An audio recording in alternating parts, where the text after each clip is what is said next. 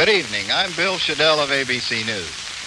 It's my privilege this evening to preside at this, the third in the series of meetings on radio and television of the two major presidential candidates. Now, like the last meeting, the subjects to be discussed will be suggested by questions from a panel of correspondents. Unlike the first two programs, however, the two candidates will not be sharing the same platform. In New York, the Democratic presidential nominee, Senator John F. Kennedy. Separated by 3,000 miles in a Los Angeles studio, the Republican presidential nominee, Vice President Richard M. Nixon. Now joined for tonight's discussion by a network of electronic facilities which permits each candidate to see and hear the other. Good evening, Senator Kennedy. Good evening, Mr. Shadell. And good evening to you, Vice President Nixon. Good evening, Mr. Shadell.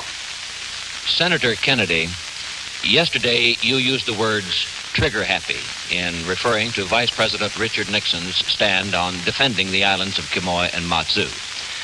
Last week, on a program like this one, you said the next president would come face to face with a serious crisis in Berlin. So the question is, would you take military action to defend Berlin?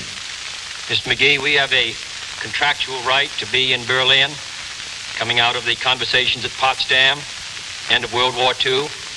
That has been reinforced by direct commitments of the President of the United States. It's been reinforced by a number of other nations under NATO. I have stated on many occasions that the United States must meet its commitment on Berlin. It is a commitment that we have to meet if we're going to protect the security of Western Europe. And therefore, on this question, I don't think that there is any doubt in the mind of any American.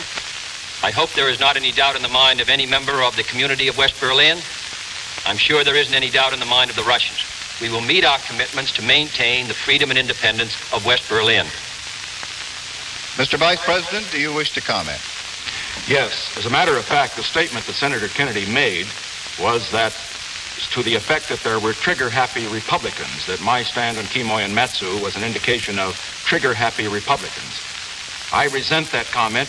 I resent it because it's an implication that Republicans have been trigger-happy and therefore would lead this nation into war.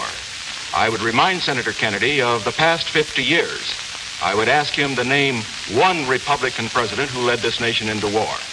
There were 3 Democratic presidents who led us into war. I do not mean by that one party is a war party and the other party is a peace party. But I do say that any statement to the effect that the Republican Party is trigger-happy is belied by the record. We had a war when we came into power in 1953. We got rid of that. We've kept out of other wars. And certainly that doesn't indicate that we're trigger-happy. We've been strong, but we haven't been trigger-happy. As far as Berlin is concerned, there isn't any question about the necessity of defending Berlin, the rights of people there to be free, and there isn't any question about what the united American people, Republicans and Democrats alike, would do in the event there were an attempt by the communists to take over in Berlin.